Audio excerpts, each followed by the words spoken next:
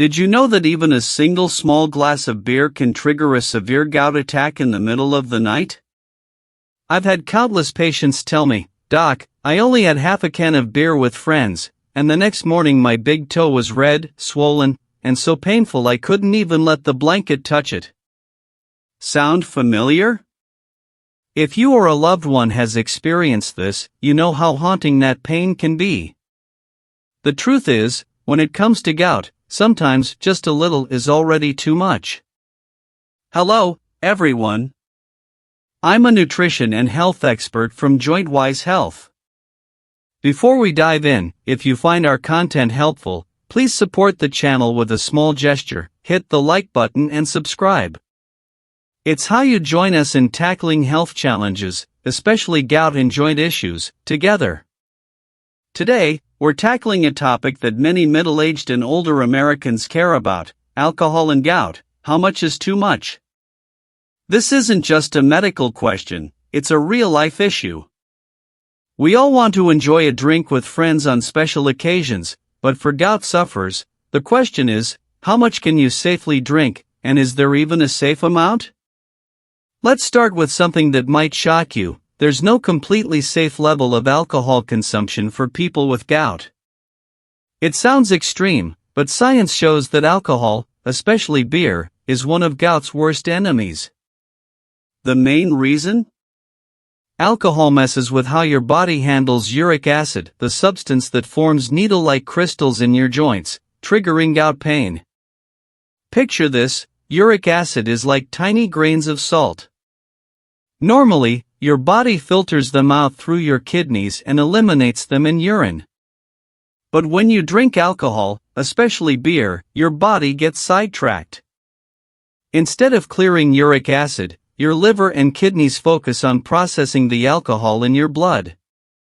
This causes uric acid to build up, accumulate in your blood, and settle in your joints. The result? A sudden gout attack, often at night, leaving you in so much pain you can't sleep. I know many people think beer is the main culprit, while red wine or whiskey might be safer. The reality is, every type of alcohol makes things worse in its own way. Beer is high in purines, which increase uric acid production. Hard liquors like whiskey or vodka interfere with your kidney's ability to excrete uric acid. Wine seems lighter, but it still raises the risk when consumed in excess. In short, no alcohol is truly harmless for gout sufferers. I once had a patient, Richard, a 62-year-old from Texas. He loved his nightly glass of red wine, believing it was good for the heart. And yes, some studies suggest a small amount of red wine can benefit heart health. But for gout, after a few months of this habit, Richard started having mild ankle pain. He brushed it off as aging until one night, a severe gout attack left him unable to walk. Tests showed his uric acid levels were well above normal. This is clear proof that even healthy drinks can pose a major risk for gout. So, how much is too much? For the general population, U.S. health guidelines recommend men limit alcohol to 2 drinks per day and women to 1. But for gout sufferers, studies show the risk of a gout flare-up spikes significantly with just 1 to 2 drinks of any kind. In other words, the safe threshold is practically non-existent. I know this might be disappointing. For middle-aged and older adults, social gatherings, family dinners, or watching a baseball game with buddies often involve a beer or a glass of wine. But this isn't about absolute prohibition. The key is understanding how sensitive your body is to alcohol. Some people might tolerate a small drink on special occasions without immediate issues, while for others, a single sip can trigger pain. Here's a tip I often share with patients: keep a journal. Track when you drink, what type, and whether a gout flare follows. After a few weeks, you'll spot patterns unique to your body. It's not a perfect solution, but it helps you make personalized choices instead of relying on general guidelines. Another overlooked factor: timing.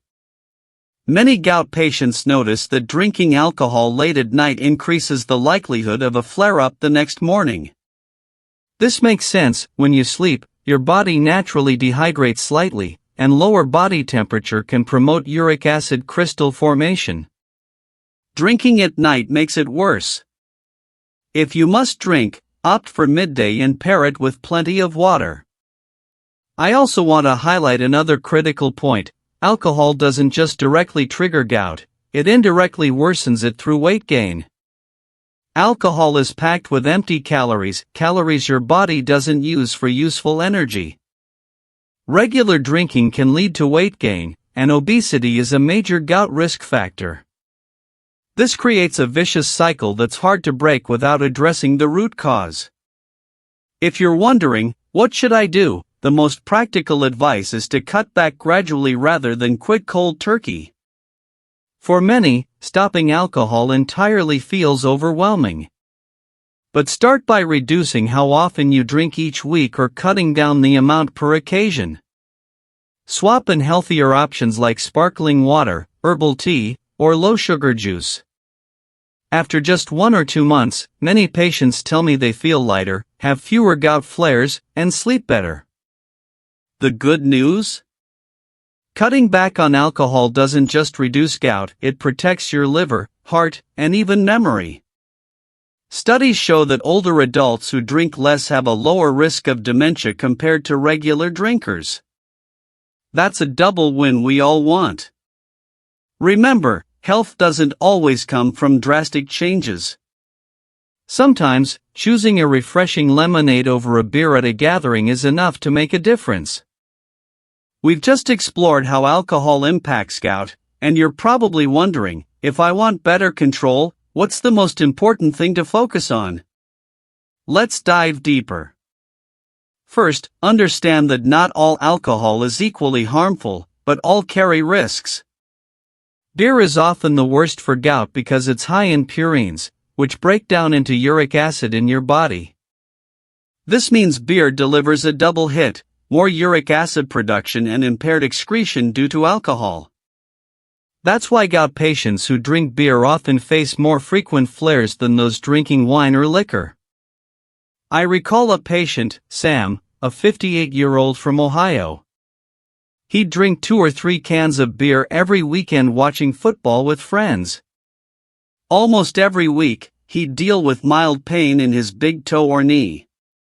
When I explained how purines in beer work, it clicked for him. It wasn't just about the amount but the ingredients. He cut back on beer, switching to non-alcoholic sparkling water. Within 2 months, his gout flares dropped significantly. This shows that small, targeted changes matter. For many middle-aged and older Americans, beer is tied to social habits, family gatherings, or long-standing traditions. I get it. But if you want to improve your quality of life, consider switching up your drink choices. What about wine? Some believe a daily glass of red wine is heart-healthy due to resveratrol, an antioxidant good for blood vessels. That's not entirely wrong, but for gout, the benefits don't outweigh the risks. Studies show gout risk rises with regular wine consumption, especially beyond 1 glass daily for women or 2 for men. For gout sufferers, even a small amount can be the straw that breaks the camel's back. And don't forget sweet cocktails, those mixed with sugary sodas are even worse. Fructose in sugary drinks also boosts uric acid production, so you're hit with a double whammy: alcohol and sugar. It's the perfect recipe for a sleepless night with gout pain. If you're caring for parents or grandparents with gout, asking them to quit completely can feel impossible. Instead, offer appealing alternatives. Many older adults enjoy diluted fruit juices with sparkling water. It feels like a cocktail but is far safer. Or try fresh lemonade with a touch of honey to satisfy their thirst at gatherings. Another critical factor: hydration. Alcohol dehydrates you because it's a diuretic, and dehydration promotes uric acid crystal formation. If you or a loved one must drink occasionally, ensure every alcoholic drink is paired with at least 1 glass of water. This simple habit can significantly lower flare-up risks. I often recommend the 1-for-1 rule. For every alcoholic drink, follow it with a glass of water. One patient, Linda, a 65-year-old from California, tried this at parties. After a few weeks, she naturally drank less alcohol, slept better, and had less joint pain. Another key point: alcohol and medications. Many older gout patients take uric acid-lowering drugs like allopurinol or anti-inflammatory pain relievers. Drinking alcohol while on these can increase side effects on your liver or stomach and reduce the drug's effectiveness. Always check with your doctor before drinking if you're on medication. Alcohol isn't just about fun in a glass, it's tied to long-term lifestyle. Many gout patients need drink to unwind after a long day. But consider swapping that drink for a warm herbal tea or a golden milk latte.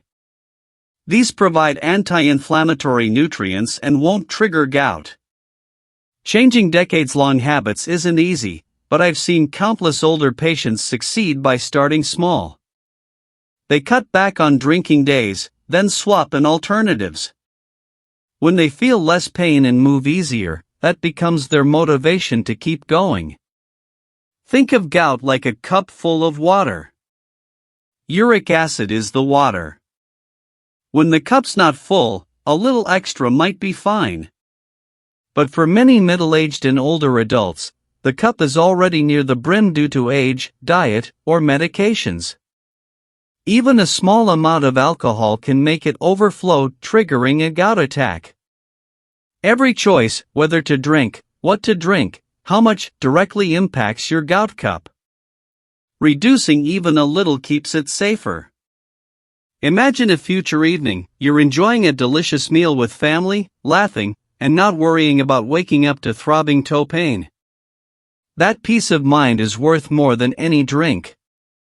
Now that we've broken down how different alcohols affect gout, the big question is, how do you cut back on alcohol in daily life while still enjoying social connections and familiar routines? For many middle-aged and older adults, alcohol isn't just a drink, it's tied to memories, culture, and bonding moments. From Thanksgiving dinners to baseball games, raising a glass feels natural. If I said stop completely, it might feel unrealistic. But small, practical changes tailored to you are the key. Strategy 1: reduce frequency. Instead of drinking 4 or 5 times a week, aim for 2 or 3. Set a clear goal and write it down, like, no beer during the week, just 1 small glass of wine on Saturday. A clear commitment boosts your chances of sticking to it. My patient James, a 67-year-old from Florida, did this. He used to drink a beer every night. I suggested skipping 2 nights a week, then 3. In 3 months, he had fewer gout flares and lost nearly 10 pounds. Best of all, he felt in control, not forced. Strategy 2: cut portion sizes. If you usually drink a full glass, pour less. Swap a large beer mug for a smaller one. It seems minor, but it reduces alcohol intake significantly over time. I tell patients, every sip less today is a step toward freer joints tomorrow. Strategy 3: find substitutes. Instead of starting dinner with alcohol, try a tasty non-alcoholic drink. Think sparkling water with a lemon slice, chilled herbal tea, or diluted watermelon juice. Some patients get creative with mocktails, non-alcoholic cocktails that feel festive without harming gout. Strategy 4: get support. Many patients worry about being teased or feeling out of place when cutting back. But when they share their health goals, explaining they're managing gout to avoid pain, most friends and family are supportive. One patient's daughter even joined her dad in a no beer during the week pact, making it a bonding experience. Another angle: many drink to relax. but there are better, safer options. A short evening walk, deep breathing exercises, or soothing music before bed can reduce stress, improve sleep, and support joint health without risking a gout flare. Special occasions like Christmas, New Year's, or birthdays can be tough. Plan ahead, decide to have just half a glass and drink plenty of water before, during, and after. Bring a favorite non-alcoholic drink to avoid being swayed by alcohol. One patient said, "Bringing my favorite juice to parties lets me enjoy myself without the pain." Science backs this up. Cutting alcohol even partially reduces gout risk significantly. Studies show that having alcohol intake can lower flare-ups by 30 to 40%.